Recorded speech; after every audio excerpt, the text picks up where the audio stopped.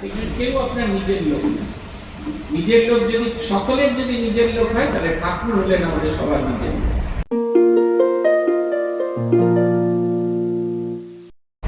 আপনারও নিজের লোক, ওনারও নিজের লোক, তারও নিজের লোক, অথচ তাকে ছেড়ে দিয়ে আমরা আমাদের নিজেদের লোক দিয়ে ভাবি। এই হচ্ছে নির্জন বাস। তাহলে প্রথমে হলো নাম গুণানুকীর্তন, তারপরে হলো কি হলো বলে গেছেন এর মধ্যে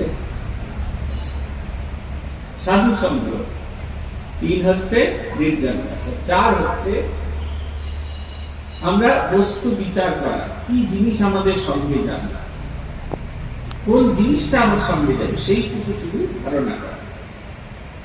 বাড়ি ফিরে যান, বাড়ি ফিরে গিয়ে যখন ফিরে যাবেন আলমারিটা খুলে দেখবেন।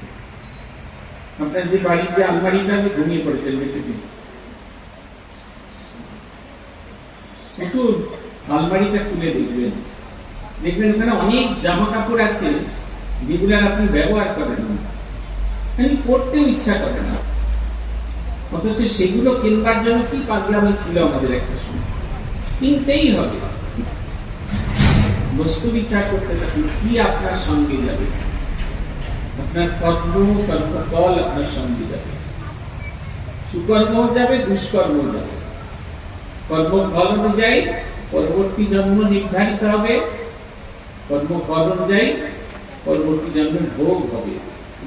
অতএব সুকর্ম করতে হবে, এত সুকর্ম করতে হবে পূর্ব জন্মের দ্বারা যার জন্য এই জন্মটা হয়েছে সেই কর্মের সেই প্রারব্ধ কর্ম নষ্ট করতে হবে, আর এই জন্মে এত ভালো কর্ম হবে যে এই জন্মের কর্মফল লোভ করে ভগবানের পাদপথে ডুবিয়ে দিতে হবে।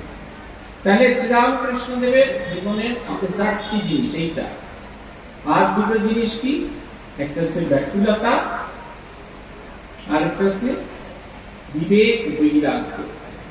এই 2টো জিনিস এগুলো অটোমেটিক্যালি প্রথম 4টি হলে বাকি হবে, তখনই মনে হবে এই জগৎ সংসারের সবকিছু মিথ্যা।